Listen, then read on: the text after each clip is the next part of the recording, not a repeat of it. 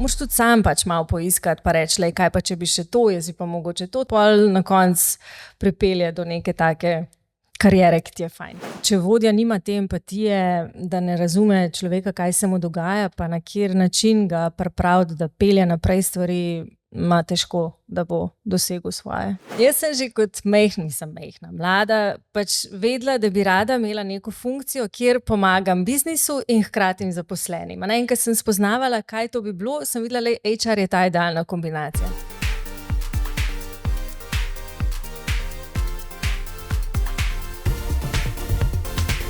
Dobrodošli v podcastu Beyond Leadership, kjer gostimo izjemne posameznike in odkrivamo nove dimenzije vodenja in njihove talente, recepte za uspeh. Z mano je danes ena zelo posebna posameznica.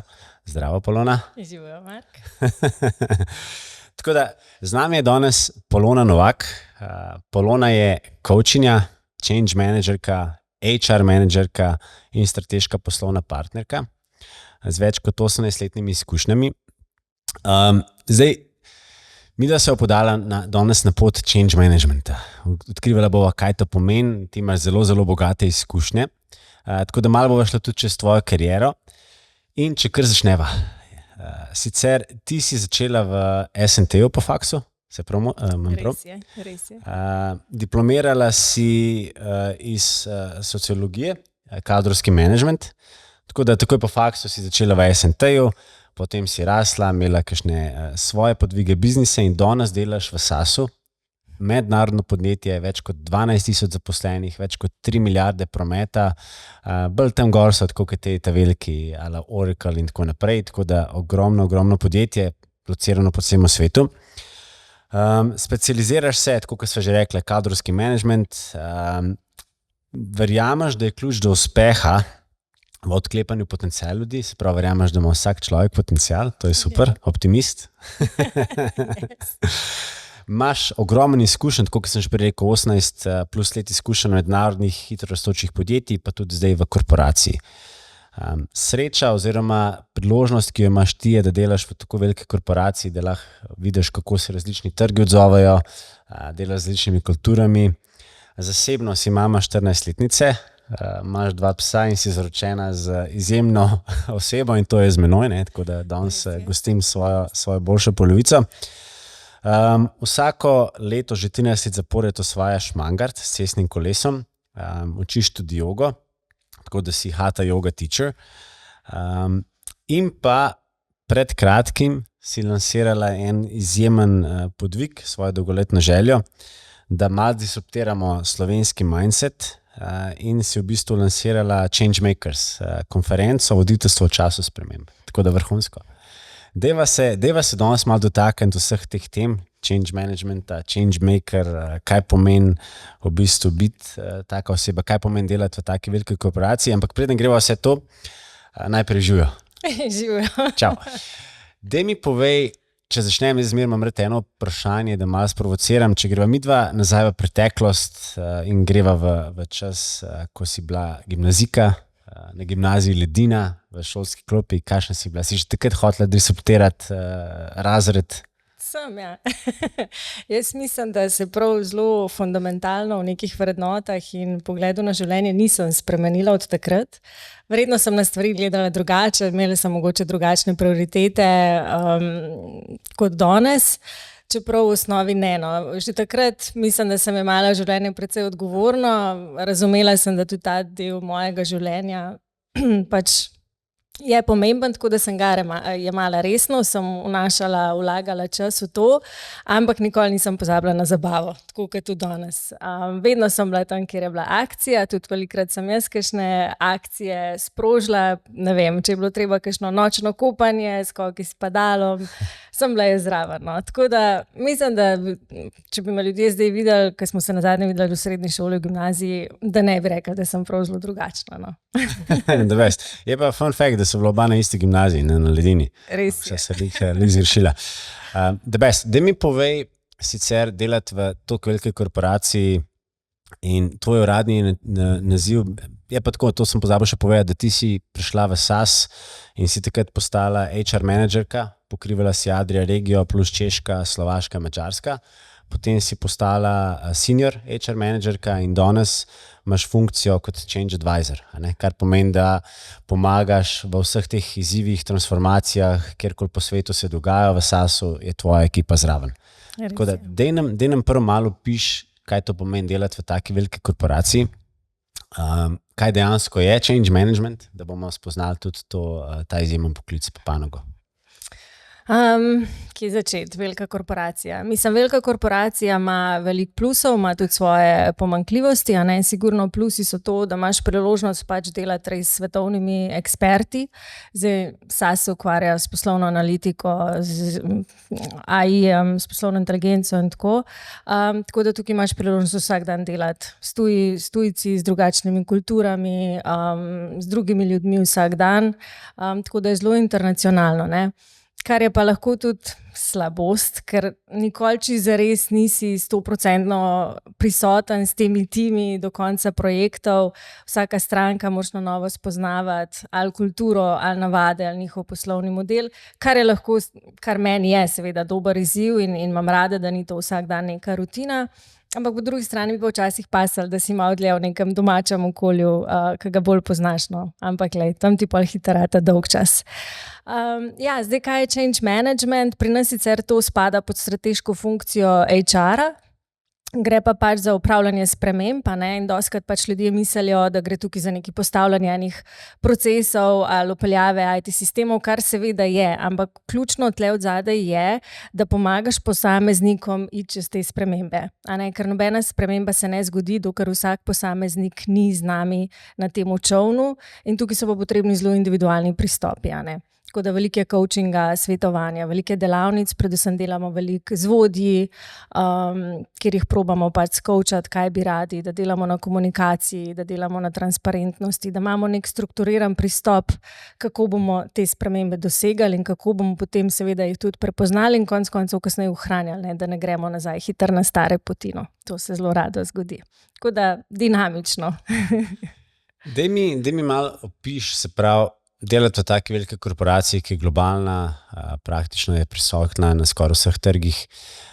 In sicer, ko pride do neke spremembe, izziva, ko v bistvu tvojo ekipo angažirajo, da to peljete, koliko je zanimivo, ko delaš recimo prvič različne kulture, različni kontinenti, različne države, verjetno je tudi dinamika v podjetju, v teh različnih državah mehen drugačna, če gledava za kakšen azijski svet versus kakšen zahodni svet, Evropa spet mogoče malo specifika od Amerike in tako naprej.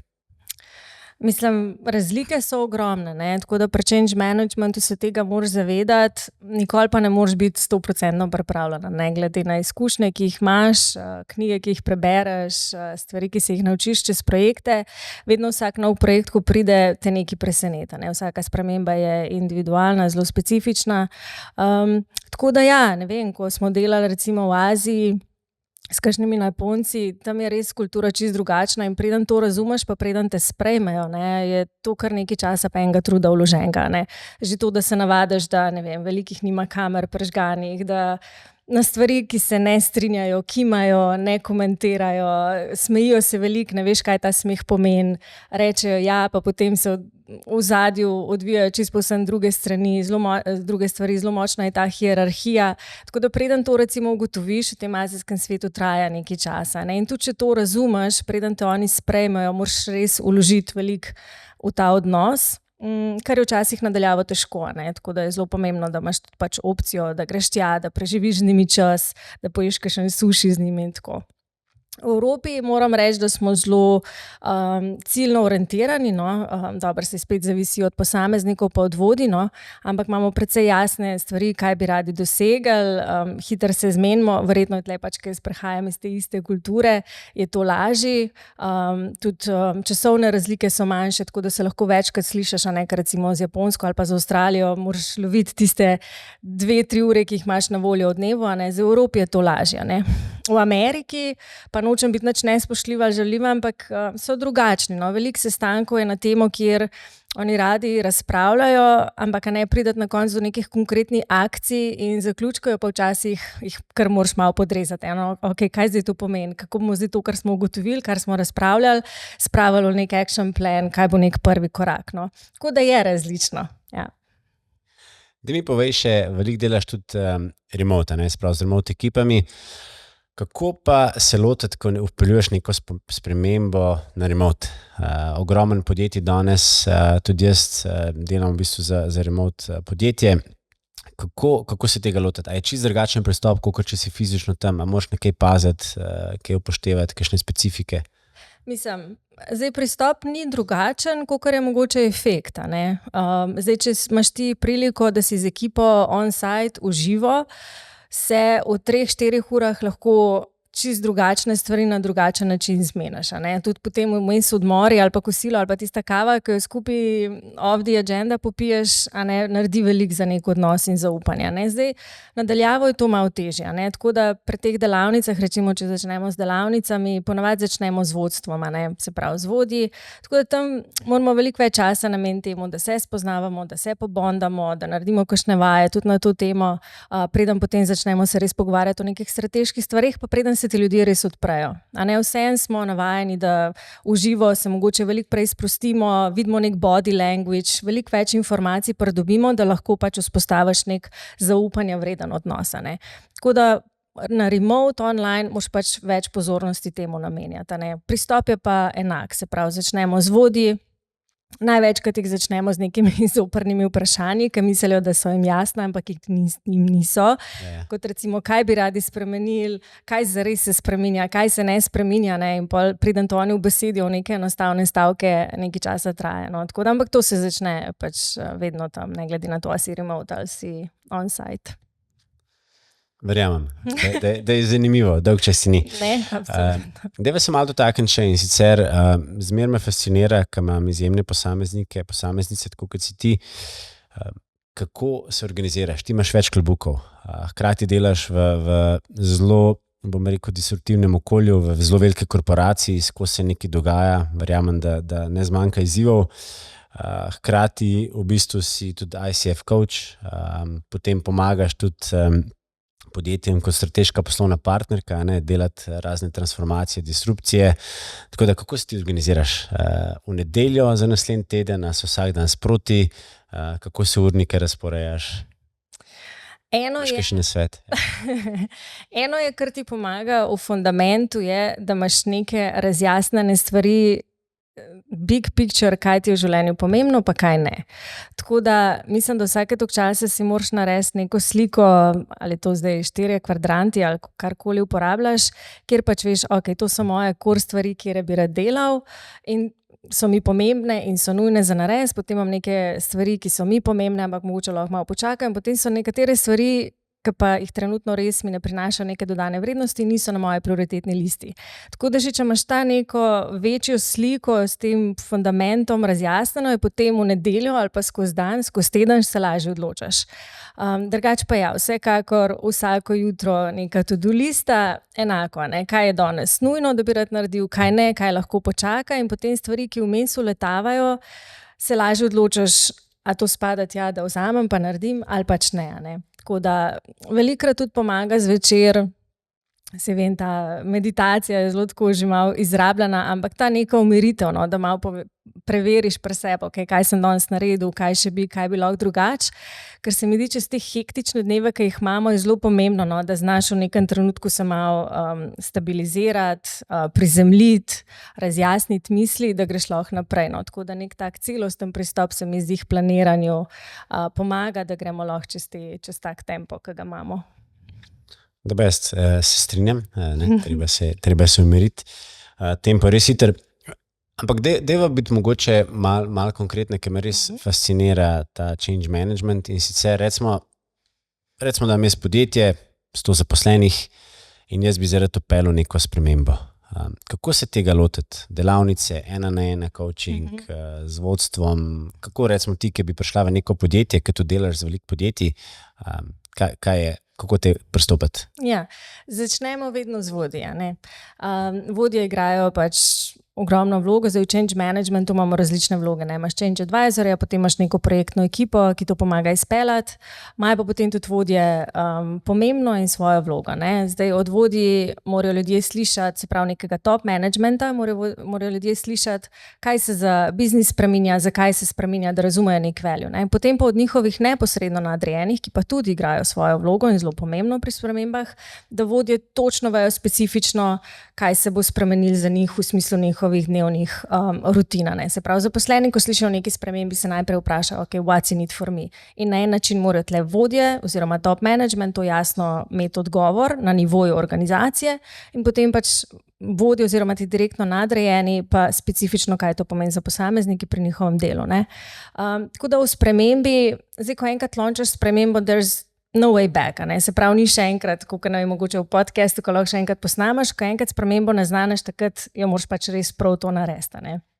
Zato mi začnemo z vodji oziroma sponzorji, da imajo res jasno zgodbo, okay, kaj je change story, kaj ti res spreminjaš, zakaj je to dobro za organizacijo, kaj bo od tega imeli zaposleni, da so tle res vsi enablani in da vsi govorijo enak jezik.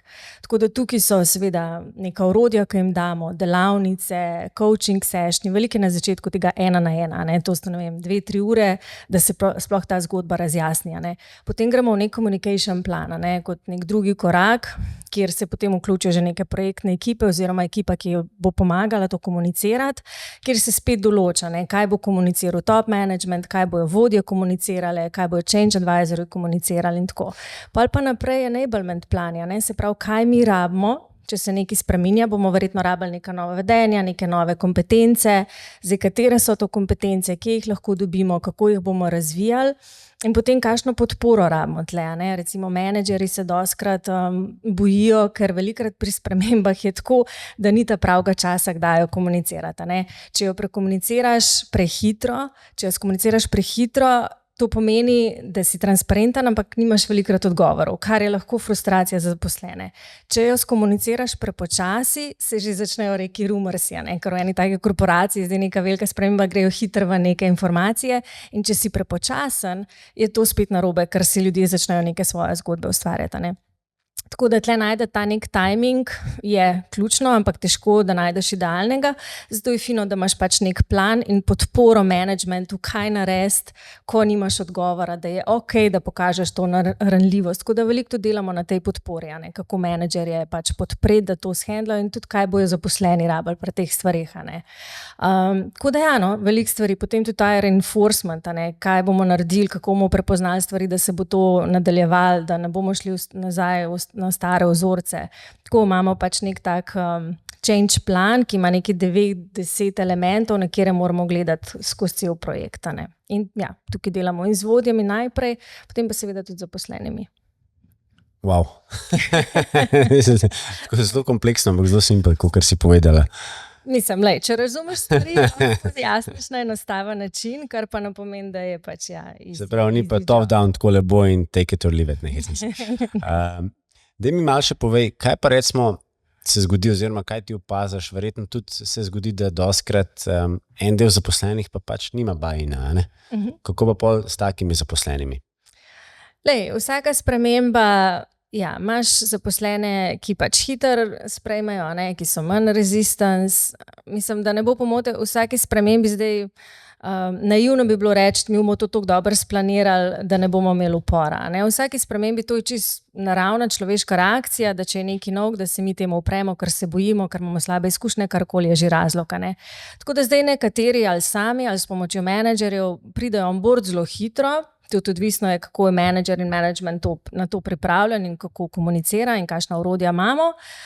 Seveda so pa pač ljudje, ki pa v nekem trenutku pač se odločijo, vsak človek pride do neke točke, kjer pač naredi ta odločitev. Ali bom to spremembo sprejel ali pa ne. In tisti, ki jo ne, it's ok.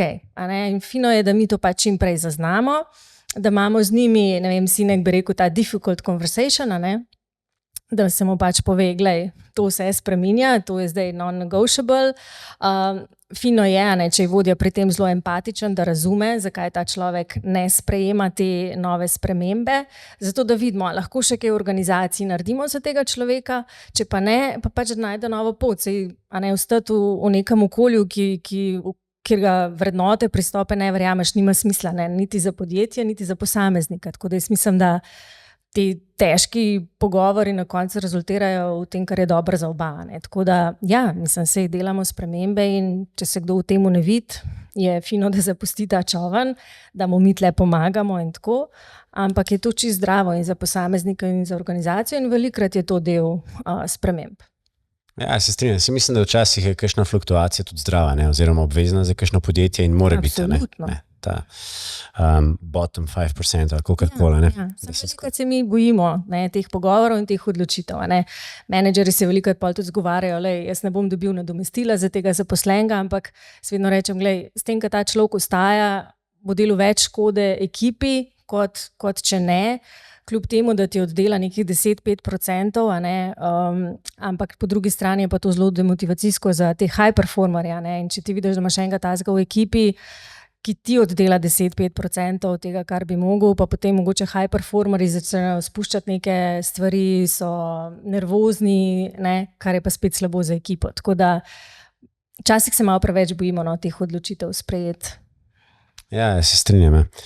Daj malo povej, se pravi, od tega, da si imela pod sabo 8-9 trgov kot senior HR managerka, do tega, da si zdaj del regijske globalne ekipe za change management. Kako pa ti opažaš, recimo, kot vodenje, ko si imela ti svoje ekipe, kako si ti v bistvu spremenila svoj način vodenja? Veliko. Na začetku misliš, da je vloga vodje, da mora imeti vse odgovore. Zdaj, kar sem se naučila skozi ta leta, mogoče tudi čez to coaching stilom, pristopom, da mislim, da moje osebno mnenje je, da je najboljši vodja tisti, ki verjame v moč vprašanj, da proba najprej razumeti situacijo in potem narediti neke odločitve, da je vodja kot nek, Google Map, ki maha od zadaj, kam je treba zaviti oziroma pomagati, da najdejo ljudje pravo smer, ni pa tisti, ki se vedno odloča, ki je najpametnejši. Jaz mislim, da če si kot vodja, da misliš, da si najpametnejši v sobi, si definitivno v napačni sobi oziroma si zgradil napačno ekipo. Tako da mislim, da z nekim curiosityjem, z radovednostjo prideš do tistih pravih informacij, do pravih odločitev.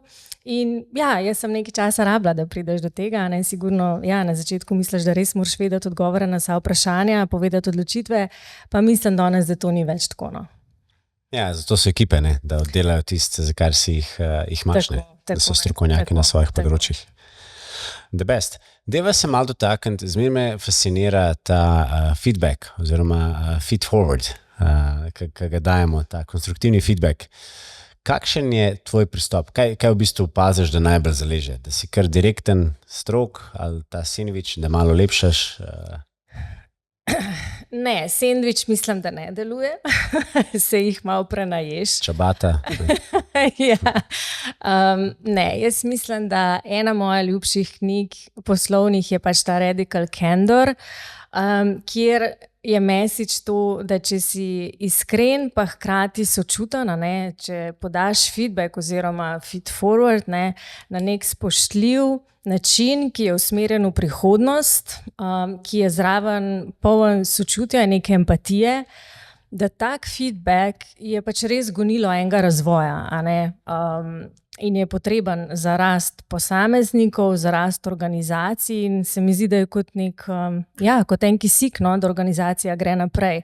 So pa načini, jaz mislim, da ni treba nič zavijati v sendvič, če se res fokusiraš na problem, če hkrati razumeš zaposlenega ali osebo, s katero govoriš, zakaj je do te situacije prišlo in da si čim bolj direkten. Ja. Se strinjam, meni se to zdi v bistvu, da te sendviči, kjer pohvališ, pa pol skritiziraš, pa pol rečeš, ampak si pa vrhunski, oziroma te imamo radi. Sugar coating pol zgubi pomen, mislim, da je zaposleni zmeden v tem primeru, kaj smo hoteli povedati. Se pravim, če Jaz ne zagovarjam, ne, veliko ljudi reče, da sem direkten in vzamejo kot neki izgovor, da sem lahko zraven tudi nesramen ali pa nespoštljiv. Tle se jaz ne strinjam, lahko si ti direkten, ampak obstaja način, ki je spoštljiv, ki je usmerjen predvsem v sporočilo, kaj lahko naslednjič drugače. Če se mi fokusiramo na napake, za nazaj ne moreš nič narediti. Ne? In to je tisto, kar potem v zaposlenemu vzbudi neki ta fight and flight response, ne? Kjer se zaposlen hoče obraniti z nekimi izgovori in tazga feedbacka pač ne bo sprejel. Če je v bistvu pogovor empatičen ali pa sočuten v tem smislu, lej, jaz to delam, ker ti res želim dobro, ne? Pa namen se ne more skriti, tako da to moraš res pač čutiti, ne? Da res želiš dobro posamezniku, potem je to drugačen pogovor in mislim, da je tisto, kar pač pol krepi, tudi vodja mislim, da ima tak vodja več spoštovanja in tudi zgradi neko zaupanje, no? Tako da ta sugarcoating mislim, da ni potreben. Daj mi povej, zanima me tvoj pogled, se pravi, si v kadrovskih vodah celo kariero, tudi zdaj si na taki zanimivi poziciji, kjer upeljuješ spremembe, pomagaš v globalnem podjetju na mednarodnih trgih. Me zanima, med covidom se je vmes pokazala, da je v bistvu HR res strateška funkcija in da bi mogla biti. Ne? Je pa dostikrat tako, da opažamo, da v večjih podjetjih je pa HR v bistvu administracija, skrbi za pogodbe, kakšne pravne stvari in take. In se mi zdi, da dostikrat se še zmer malo mogoče podcenjuje pomembnost HR-a. Sicer tako, kot sem omenil, ne, med covidom je ogromno podjetij ugotovilo, da je HR res pomemben, strateška funkcija. Kako ti gledaš na to? Mislim, jaz sem že pred covidom to vedela, ne? Jaz sem že to študirala nekaj let pred covidom. Mislim, HR je lahko strateška funkcija. Rabiš pa tle več elementov, ne? Ne moreš ti postaviti, če imaš neke HR business partnerje, ki si jih postavil vlogo ali pa ki igrajo vlogo nekega administratorja, potem razumem, da vodstvo pač ne vidi neke dodane vrednosti. Ne? To je eno. Zdaj, kakšne kadre imaš na teh pozicijah, že tam se začne. Ne? Ja, če pa pač si za to strateško mizo, če si pri tej mizi in se pogovarjaš o strateških stvareh in da lahko pač k tem debatam nekaj doprineseš, kar jaz mislim, da HR business partner bi mogel, je pa to gonilo enega podjetja. No. Jaz res mislim, da bi pač desna roka od vsakega CEO-ta ali pa nekega top menedžerja mogel biti HR, kjer pač se pogovarjata ravno o teh individualnih stvareh, kaj delati za zaposlene. Zato, ker danes vse, kar je, menedžiramo spremembe, dinamično vsak dan in se pravim, tle gre za premik ljudi, tle gre za razumevanje posameznikov in tukaj lahko HR odigra res pomembno vlogo. Tako da mi je škoda, kjer imajo podjetja kadrovsko službo ali kakorkoli se imamo različnih inovativnih imen za te službe, pa da se tega potencijala ne izkorišča. No? Ampak se pravim, eno je, kako posamezniki vidijo svojo vlogo in drugo, kako jih tretira management. Ne? Tako da tle se morata oba pogleda poklopiti. No? Kako pa ti vidiš, recimo, kot HR, kot strateška funkcija, kako daleč je danes napram zaposlenih s temi bombončki? Ne? Opazili smo tudi, da recimo določene industrije, tako kot je bil IT, so potem podjetja ne samo pustimo zdaj pakete, kot so plače, ampak ne vem, še druge stvari, pa ti plačamo nek hobi, nek fitness ali kakorkoli ples in ti damo nek budget za izvrševanje in ti damo budget za opremo in ti damo budget, da si doma narediš pisarno in ti damo ogromen. To je šlo pol že v neke skrajnosti. Kje je tam zdrava meja, kaj rečeš v nekem podjetju, ok, lej, to bomo ponudili zaposlenim, kar je pa čez pa ne več. Ja, pa to je tako, kot doma pri otroku. Zdaj, ne moreš mu dajati samo nagrad. Jaz mislim, da se začne pri jasnih pričakovanjih in tudi pri zaposlenih.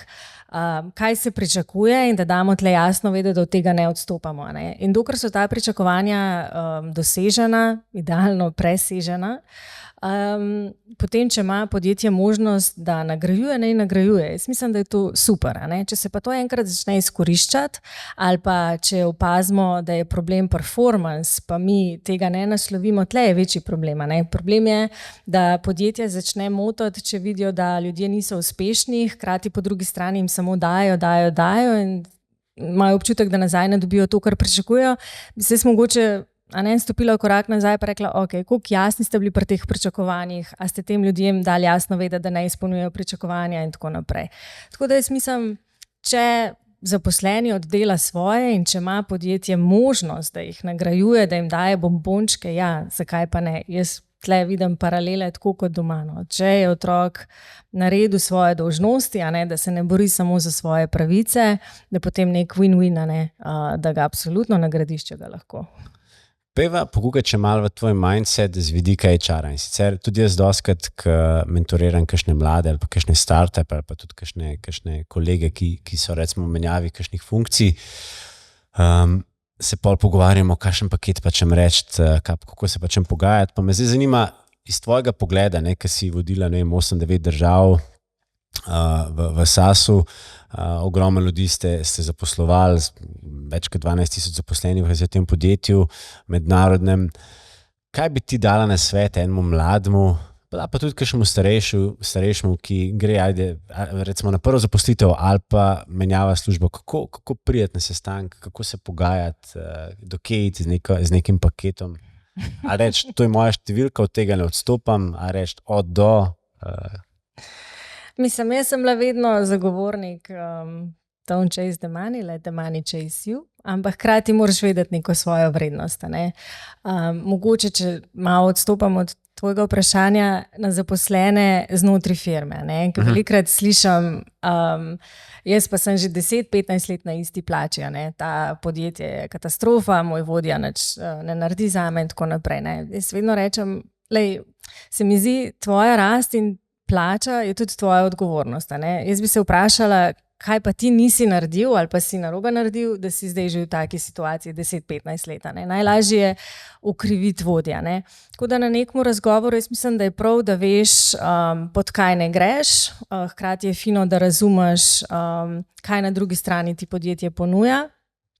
Ampak mislim tudi, da če boš najdel neko pravo okolje, če bo to pravi menedžer, če boš rad delal stvari, za katere boš zjutraj vstal z veseljem iz posle, da ne boš ob 4 nehal, ampak boš mogoče kdaj tudi kakšen večer ali pa kakšen vikend naredil z veseljem, brez problema za to podjetje, da to je tisto, kar ti bo dal veselje in v čemer boš, kar je še pomembnejše, dober. In če boš dober, da bojo to pač podjetja in tvoji menedžeri tudi prepoznali. Tako da jaz bi včasih rekla, ne reči neki poziciji ne samo zato, ker ne pride na nivo tvojih pričakovanj, moraš spet pogledati širšo sliko. Zato, ker denar, če boš delal ta prave stvari na ta prav način, jaz verjamem, da bo prišel. Jaz mislim, da v mojih, 18-19 letih kariere, ne vem, če sem mogla enkrat, dvakrat, ne vem, da bi mogla reči, oprosti, moja plača se mora korigirati. Vedno so nekako prepoznali, da sem rasla in da s tem je prišel tudi finančni paket. Tako da jaz bi svetovala, vejte svojo vrednost, absolutno je vaš denar vaša, plača vaša odgovornost, pod kaj ne greste, pod kaj si ne morete prvoščiti, da greste, ampak hkrati pa malo pogledajte širšo sliko, če je res zaradi, par 100 evrov ali kakorkoli, če je vredno, da rečete ne, ali mogoče vam bojo to neke druge priložnosti prinesli, kot je neka rast, kot je neko znanje, kot je biti z ljudmi, ki so profesionalci, ki ti bojo dali neke nove poglede in ti bo tako zrasla vrednost. Tako da ni vse od denarja. In če sem ti direktno govorila, ampak... Če je par tisoč, pol absolutno ne. Če je par 100, pa... Ja, no. Ne, jaz mislim, se strinjam s tabo, ker tudi jaz dostakrat rečem kakšnim sploh mlajšim, ki začenjajo kariero, poglej tudi, kje boš lahko največ izkušenj dobil. Ja. Ena stvar je, da pogledaš paket, se pravi plača, vsi ti bombončki, bonusi in tako naprej.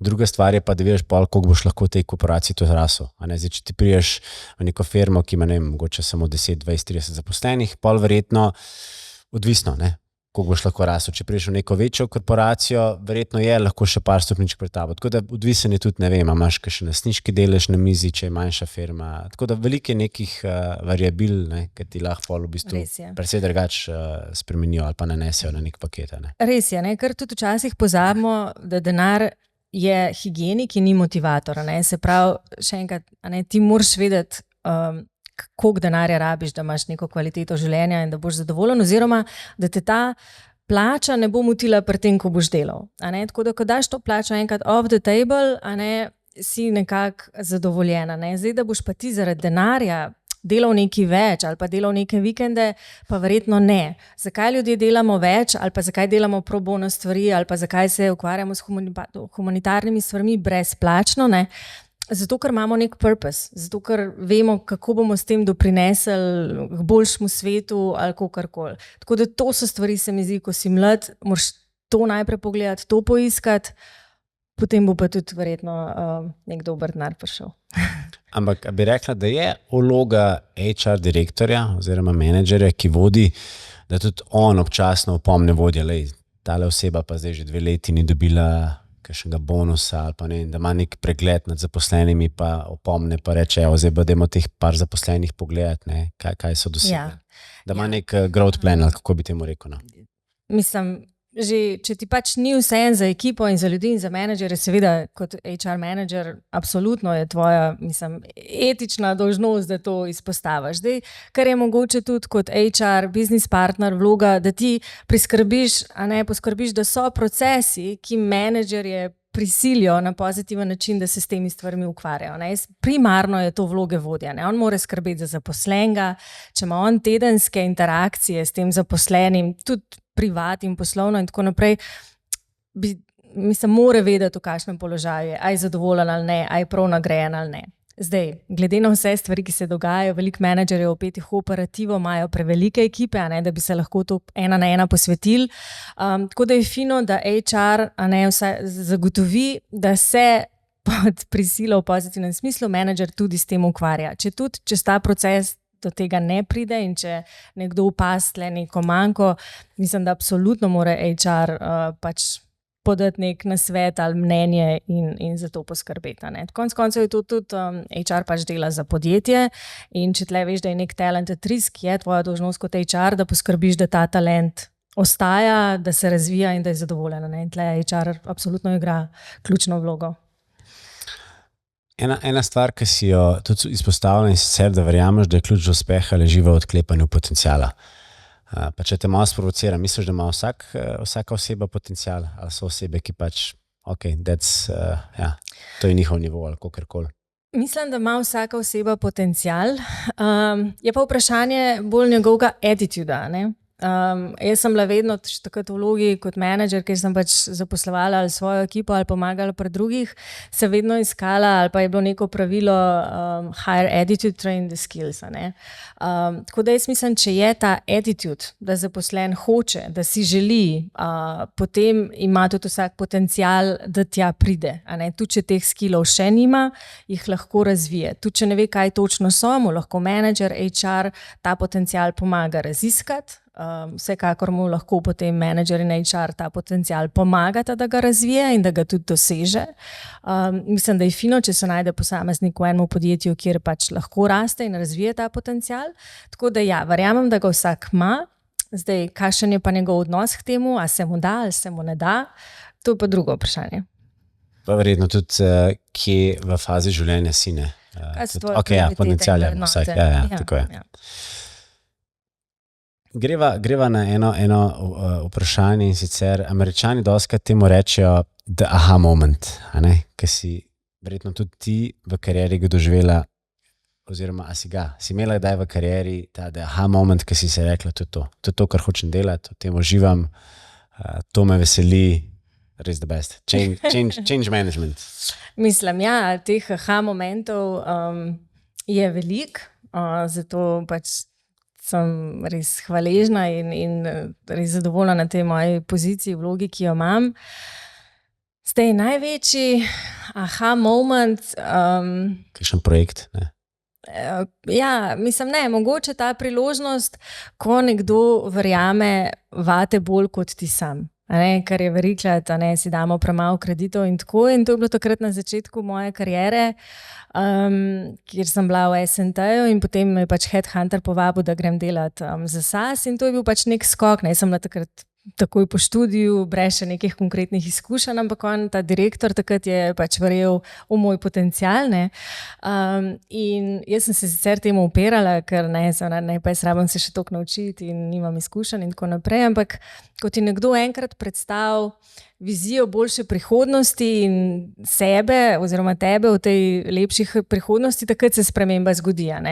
Tako da takrat je bil en tak moment, da včasih pa res moraš bolj verjeti vase, pa koliko je res pomembno tako, da imaš pač nekaj, da se obdaš ljudmi, ki verjamejo vate, ki so ti neki mentori, ki so ti neki coachi. Tako da mogoče to je bila neka taka prva v moji karieri, da je nekdo verjel vame bolj kot jaz vas in se rekla, to pa jaz tudi mogla malo večkrat, mogoče si dati več kredita, recimo en tak moment. Lepo si v bistvu šla v naslednjo temo in sicer mentorstvo. Tudi ti si mentor osebam, kakšnim podjetjem in tako naprej. Poleg tega, da delaš, da si strateška poslovna partnerka, pa vpeljuješ spremembe, pa pomagaš vodstvu. A si imela tudi ti kakšnega mentorja, zdaj si enega že izpostavila, oziroma koliko se ti zdi to pomembno, da si tudi v karieri najdeš in obdaš z mentorji? Mislim, da je to ključno. Jaz zdaj nimam, da bi rekla, tej osebi sledim. Pri meni je bilo, jaz sem imela vedno srečo, da sem si izbirala menedžerstvo. To je verjetno tudi nekaj, na kar vplivaš, če razmišljaš oziroma če dobro veš, v kakšno okolje bi rad prišel, je ključno, kakšnega imaš mentorja oziroma menedžerja. Jaz sem do zdaj imela vedno srečo, da so bili in coachi in mentorji vse v eni vlogi. Si pa seveda tudi znotraj organizacije ali pa svojega tega socialnega kroga poiščeš neke ljudi. Jaz sem si vedno iskala ljudi, ki so imeli vedno neko jasno vizijo, ki so to vizijo znali skomunicirati tako, da so jim ljudje sledili, in pa da so bili radovedni, da so vedno vodili z vprašanji, da so res imeli interes v ljudi, kako vidijo na pogled, da so si znali natakniti tudi roza očala pa pogledati skozi različne perspektive. Tako da meni so vedno taki ljudje fascinirali, navdihovali, verjamem pa, da vsi imamo neke svoje bitke, tako da mislim, da se lahko čisto od vsakega nekaj naučimo. Tudi ali tvoj nadrejeni, ali nekdo iz zasedenega oddelka, ali pa pač tvoj vodja. Tako da mislim, da pač moraš imeti mindset, da se od vsakega lahko nekaj naučiš. Tako da si najdeš neke te ljudi, ki te navdihujejo. Absolutno. Je pa mislim, da moraš vedeti, kaj bi v življenju rad, zato da lahko take ljudi tudi poiščeš. The best. Se strinjam. Dej mi povej, ti delaš predvsem z vodstvom, ki vpeljuje neke spremembe. Kaj bi pa rekla, da opažaš? A je kakšna skupna točka tem dobrim vodjem, ki so res vrhunski, ki izstopajo? A je nekaj, ko opažaš, te vsi, ki sem jih pa zdaj spoznala, iz različnih držav, iz različnih trgov, imajo pa ene skupne točke? Ja. Sigurno ta strateški pogled oziroma vizijo, to je res taka osnova. Vodje, ki niso imeli neke jasne vizije, težko za sabo potegnejo ekipo. Tako da vedno so te vodje, ki znajo to zelo jasno artikulirati, zelo jasno vejo, zakaj tja tim peljajo.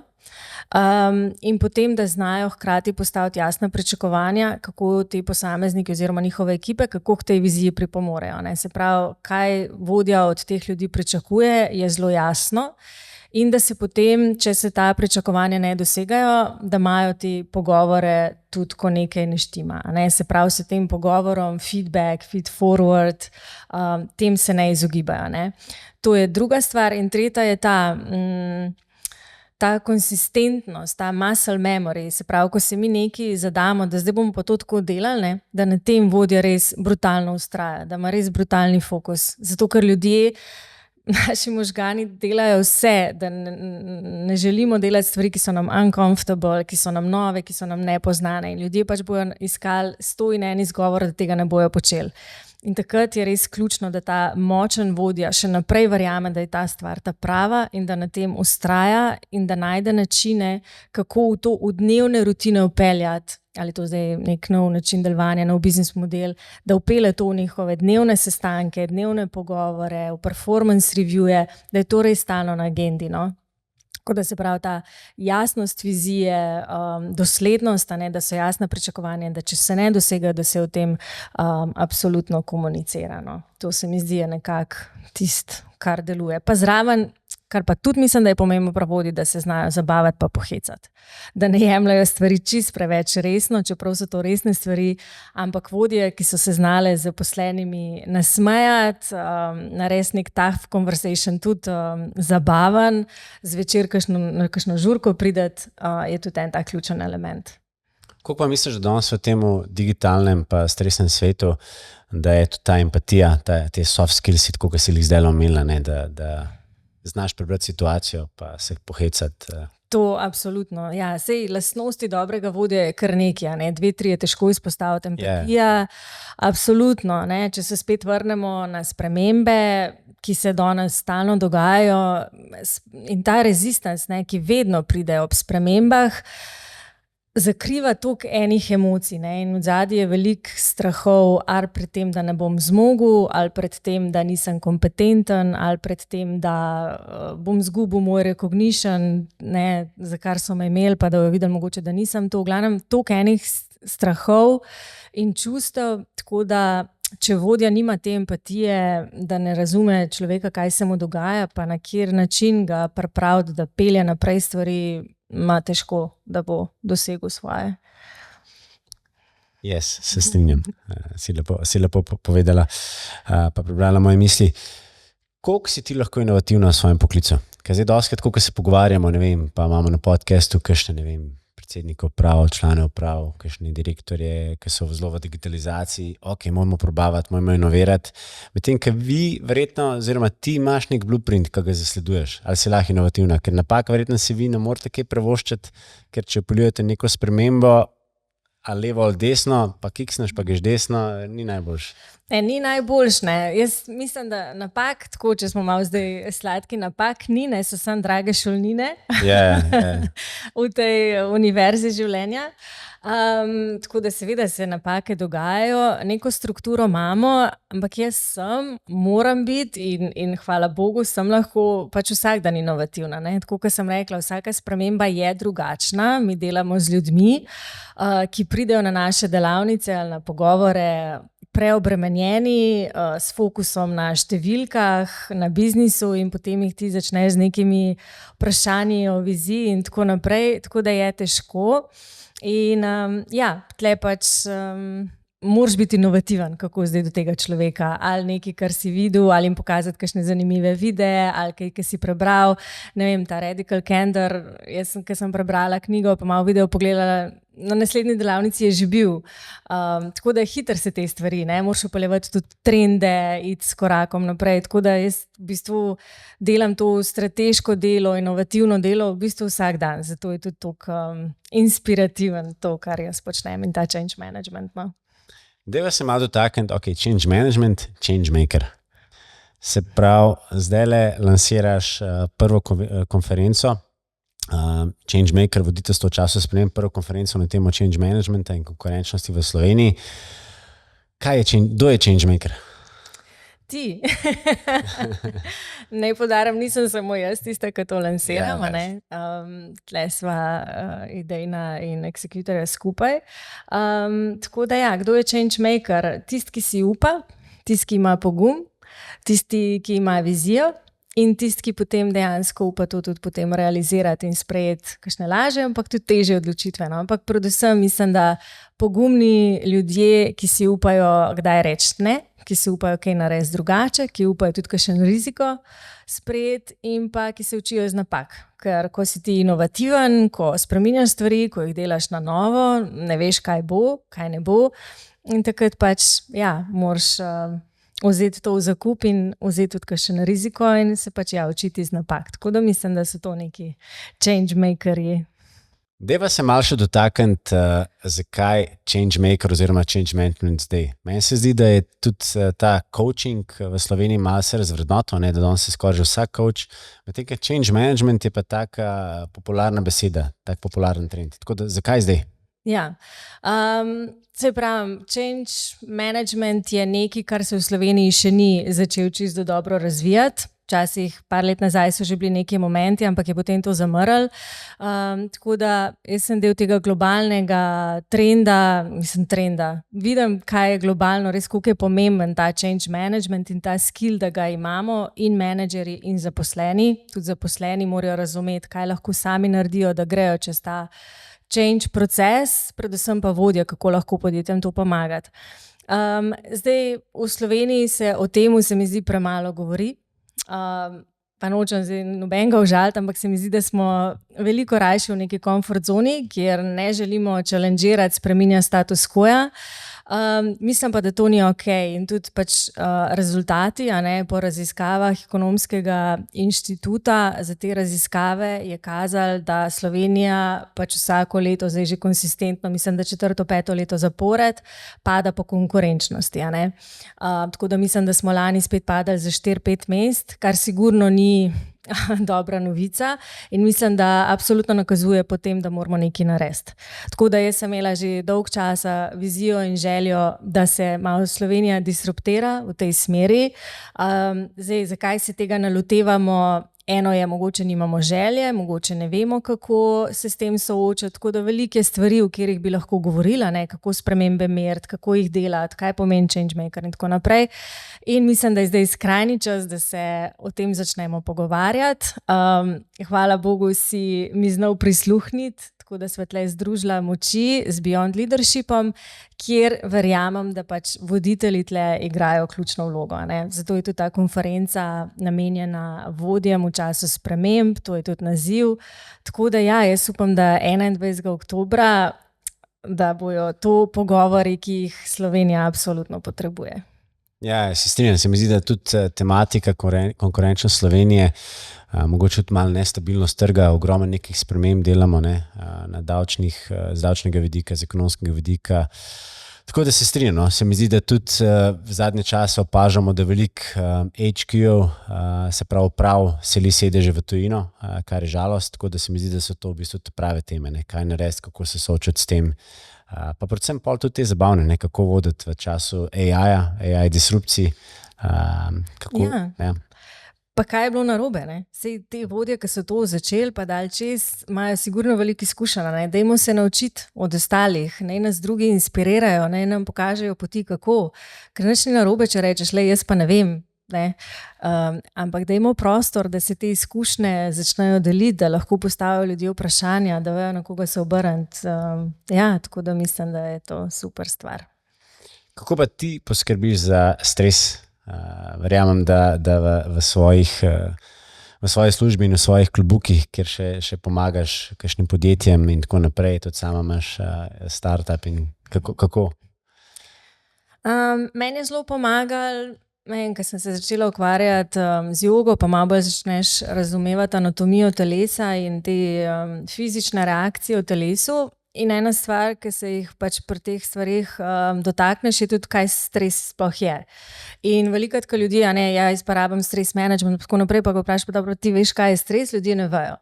Tako da prva stvar se mi zdi je razumeti stres. Tukaj gre za individualno reakcijo posameznika. Se pravi, ena situacija je lahko zate povsem banalna, nestresna, ta ista situacija bo meni povzročila totalen stres. Kar pomeni, da se v mojem telesu zgodijo neke fizične dejansko reakcije, ta fight and flight response, verjetno vsi vemo, zakaj gre. In če to veš, da v bistvu je to nek tvoj individualen respons, pomeni, da lahko ti na ta tvojo reakcijo vplivaš. Zdaj, različni načini so, kako vplivati na ta tvojo reakcijo oziroma, da ti v bistvu umiriš ta fight and flight sistem. Zdaj, edina stvar, to je vse pač ta avtonomno živčevje, kjer se dogajajo te reakcije nekako avtonomno, načeloma na njih ne moramo vplivati. Razen lahko z dihanjem. Takrat pa lahko veliko naredimo, da se ta fight and flight ugasne in da prebudimo malo ta rest and digest sistem, kjer se umirimo. In to so lahko različne stvari, zdaj najbolj klasičen, seveda ti bo vsak rekel, meditacija, pa joga, pa tako naprej.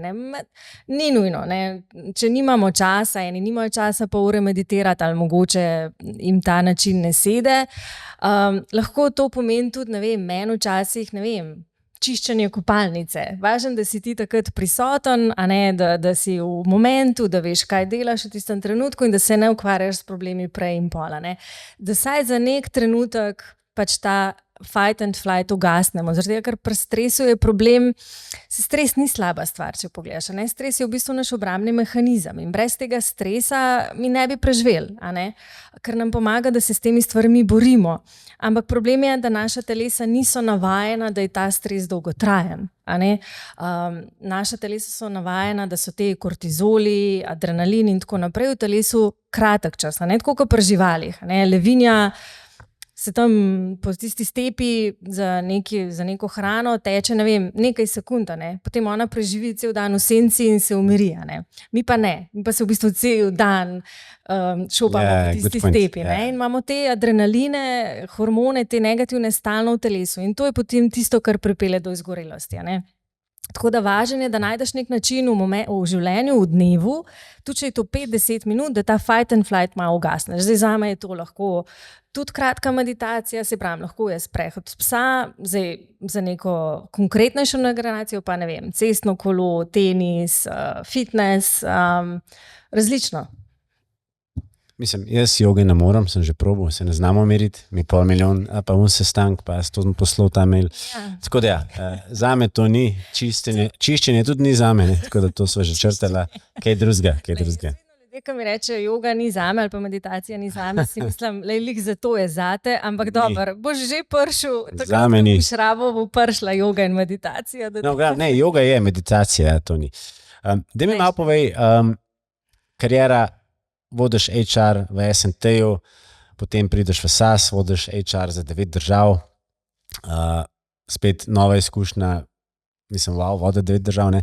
Potem greš v regijsko globalno ekipo, kjer vpeljuješ spremembe. Kako se ti to zdi, kako prideš do tega? Kaj si tudi opazila, kakšne so bile razlike v tvojem mindsetu, se pravi Slovenija, pol ne vem, 8-9 trgov, zdaj globalni svet? Mislim, kaj je prišlo do tega? Verjetno ta drive, ta želja. Jaz sem že kot majhna, ne vem, ljudje sanjajo, da bojo astronauti, gasilci. Predsednik države, sicer ne pri nas, ampak. Ne pri nas, tudi v Ameriki. No. Jaz sem že kot majhna, mlada, pač vedela, da bi rada imela neko funkcijo, kjer pomagam biznisu in hkrati zaposlenim. In ko sem spoznavala, kaj to bi bilo, sem videla, da HR je ta idealna kombinacija. Ne. Lahko si zastopaš pač neke vrednote in cilje vodstva, ampak hkrati moraš imeti zaposlene na svoji strani.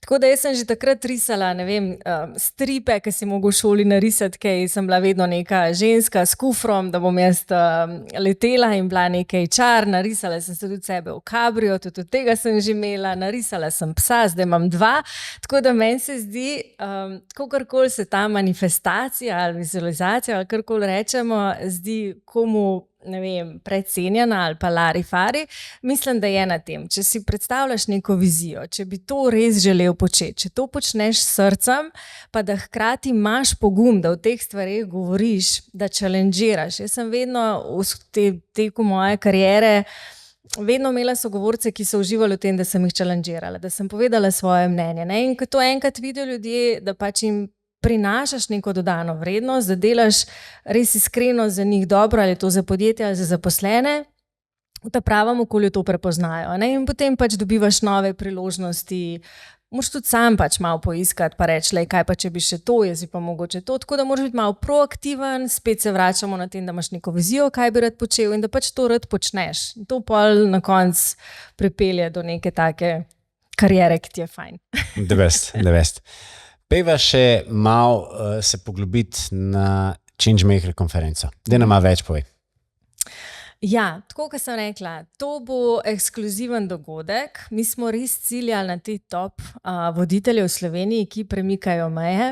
Tako da imamo en super močen panel CEO-tov od Vzajemne, NLB, Biterna, BTC. Ja. Tako da to so vsi predsedniki uprav.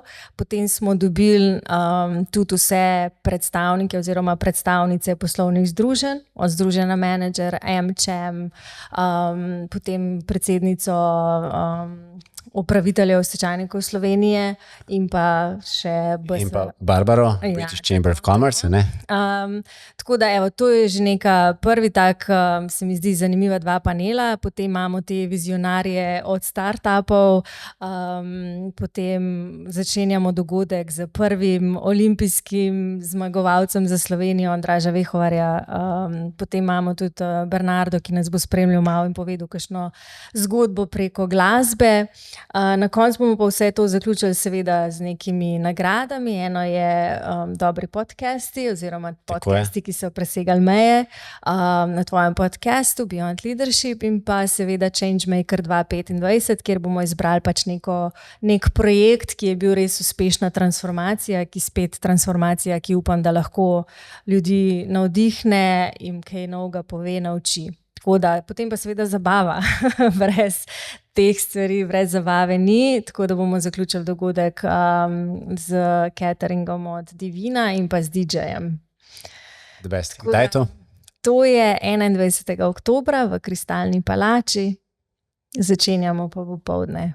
Spletna stran je live, karte so že, zdaj do naslednje srede, do 24. septembra je še early bird, 30 € popusta, tako da jaz mislim, da na tem dogodku ne sme noben manjkati. Super reklama, to pustimo s tega, kaj tudi sem jaz partner z Beyond Leadership. Imam veze. Imaš veze, ja. Pejva še malo na osebno življenje in sicer malo me zanima, izpostavlja si že Radical Candor kot eno najljubših knjig. Glasba, najljubša pesem je kakšna?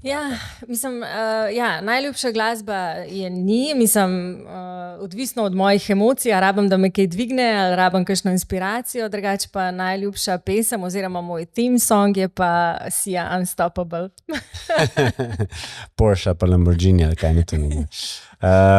Zanimivo bi, ker sem te vprašal, da mi izpostavil en citat in si izpostavila tega, če misliš, da lahko, če misliš, da ne moreš, imaš tudi prav. Mindset je pomemben. Yes, to je to. Jaz mislim, da se vse začne z mindsetom. In tako, kaj je to. Če verjameš, da lahko, potem lahko premikamo meje, gore, če pa verjameš, da ne moreš, imaš pa tudi prav. Ker to, kar verjameš, to bo. Tako da na mindsetu je treba delati. Pejva najljubša hrana. Steak. Medium, absolutno. Well done. Ne, se hecam. Če bi zdaj odprla tvoj telefon, katera je najbolj uporabljena aplikacija? Najbolj uporabljena verjetno, za službene ali pa tako, kakšen WhatsApp, drugače najljubša Viber. To je pa za privat, prijatelje pa družine, kjer ponavadi delimo kakšne butaste komentarje, slikce in tako naprej. To je vedno tisto, ki dela življenje bogato in vredno. Pa verjetno kakšen Spotify, da ni teden pretih in da malo dodamo kakšen vibe po kakšnem sestanku. Evo tako. Peva še na najpomembnejše vprašanje in sicer mi imamo že kar lepo bazo poslušalcev, od mladih študentov, ki začenjajo kariero, pa vse do predsednikov uprav, direktorjev in tako naprej. Tako da en nauk ali pa več naukov, ki bi jih rada sporočila našim poslušalcem. Eno je sigurno, kar je meni spreminjalo življenje, zdaj s coachingom ali pa brez, je to, mislim, da smo se še malo dotaknila, da dej probi najprej razumeti, preden skušaš biti razumljen. Tako da, če je kakšna situacija, konflikt, dajmo se spraševati, dajmo se poslušati, da razumemo situacijo in potem šele probi pač povedati, kaj ti leži na duši. In drugo pa mogoče v sklopu teh sprememb, dinamike, ki jo danes imamo, vsega stresa in tako naprej, vlagajte v odnose. To je za resilience, longevity, veliko dokazov in raziskav že narejenih na to temo, da ta nek socialni sistem ali support sistem, kakorkoli mu rečemo, nam gradi nek resilience in je zelo, zelo pomemben. In danes se mi zdi te odnose ali pa čas za prijatelje zanemarjamo. Tako da se mi zdi, če komu kaj dajte poklicati, dajte se dobiti na kavi, najte si čas, ker to, kakorkoli mislimo, da nimamo časa, to nam bo pomagalo handlati cel ta tempo. Pa change management, ne? That's the way to go. Ja, sej resilience, ja, to je del change managementa. The best. Tako da, dragi poslušalci, še enkrat, z menoj je bila Polona Novak, coachinja, ICF coachinja, change managerka, HR managerka, strateška poslovna partnerka, mentorka in pa trenutno je change advisor funkciji na mednarodni multikorporaciji SAS z več kot 12,000 zaposlenimi. Tako da, Polona, še enkrat najlepša hvala za tvoje izkušnje, poglede, insighte v change management. Z veseljem, hvala za tvojo radovednost. Spremljate nas lahko na vseh 13 kanalih, kot so Spotify, Apple, Google, Castbox in pa tudi YouTube, LinkedIn, Instagram in pa Facebook, kjer imamo že ogromno skupnost, kjer nas je preko 2000. No, pa tudi novo spletno stran beyondleadership.si. Se že veselimo vaših novih poslušanj in pa dogodivščin.